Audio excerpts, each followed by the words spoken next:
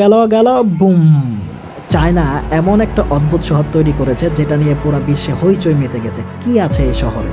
তাদের ইঞ্জিনিয়ারিং সাধারণ মানুষের চিন্তার বাইরে চলে গেছে। তারা এমন রোড নেটওয়ার্ক তৈরি করেছে যেখানে গুগল ম্যাপ পর্যন্ত অসহায়।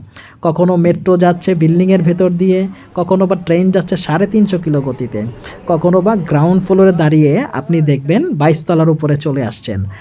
আর এই যে সামনের রোবটটা দেখতেছেন, এটাকে মানুষ ভেবে কখনোই ভুল করবেন না আমার মতো।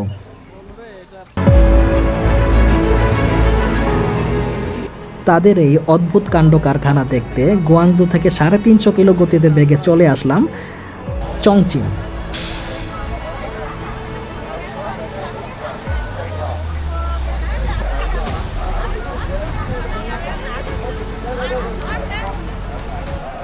এই মেট্রো স্টেশনটার নাম হচ্ছে লাজিভা।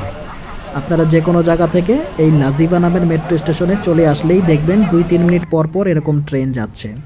এটা হচ্ছে লাজিভা শহরের দৃশ্য। খুবই সুন্দর দৃশ্য। এখানে শুধু আমি না, এখানে দেখেন চায়নার মানুষও এই অদ্ভুত জিনিসগুলো দেখতে আসে, আরও ট্যুরিস্টরাও আসে।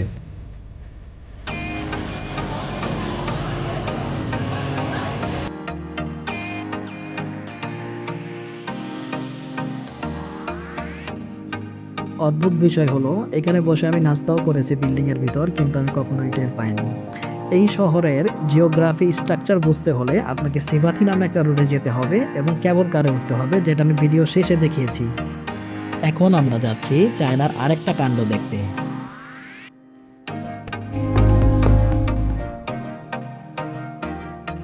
এইটাই হচ্ছে চায়নার সেই জায়গা যে কারণে এই শহরটাকে বলা হয় 2D 3D না 8D সিটি। এই জায়গাটার নাম হচ্ছে কুইসিংলো স্কয়ার, যেখানে আপনি এক পাশে দাঁড়িয়ে একতলার উপর দেখবেন, আবার আরেক পাশে গেলে দেখবেন 22 তলার উপরে। আচ্ছা, এটাই হচ্ছে সেই বিখ্যাত কুইসিংলু বিল্ডিং। আমি এখান দিয়ে আসছি। এখান দিয়ে আমি হাঁটছি একতলা, জাস্ট একতলা। এখান দিয়ে উপরে উঠে এখানে উঠলাম, সিঁড়ি আছে। আচ্ছা দেখি।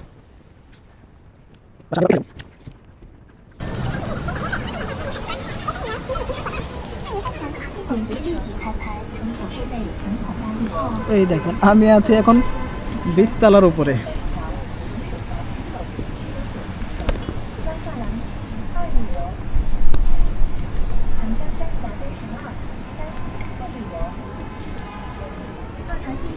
এখন আমি অপর পাশ থেকেও দেখাচ্ছি আসলে কত উঁচুতে আমরা আছি।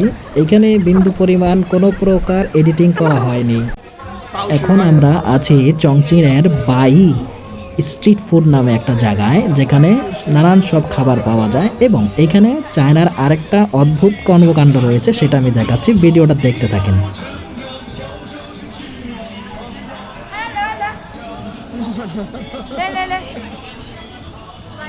আসলে ওরা রাস্তায় এরকম মার্কেটিং করে, কিন্তু এটা মিষ্টি জাতীয় প্রোডাক্ট ছিল না, এটা ছিল সম্ভবত অন্য কিছু, হতে পারে শুকরের কিছু, এজন্য নিলাম না।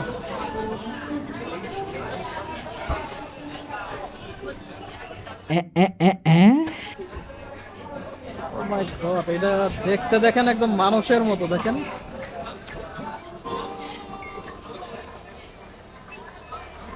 বলবে এটা পুতুল বানিয়ে রাখছে।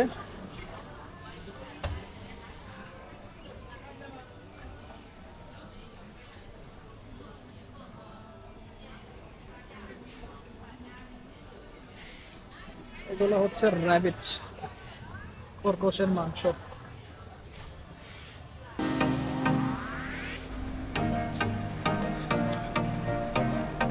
এটা আসলে পাহাড়ি এলাকা, এই জন্য দেখেন এই যে বারবার সিঁড়ি দিয়ে নামতে হচ্ছে, উপরে উঠতে হচ্ছে, এবং এখানে স্টারবাকস সহ সবকিছুই আছে। খুবই সুন্দর এরিয়া, অবশ্যই ঘুরবেন। রোডের নামটা আমি আবারও বলে দিচ্ছি, সিভাতি রোড।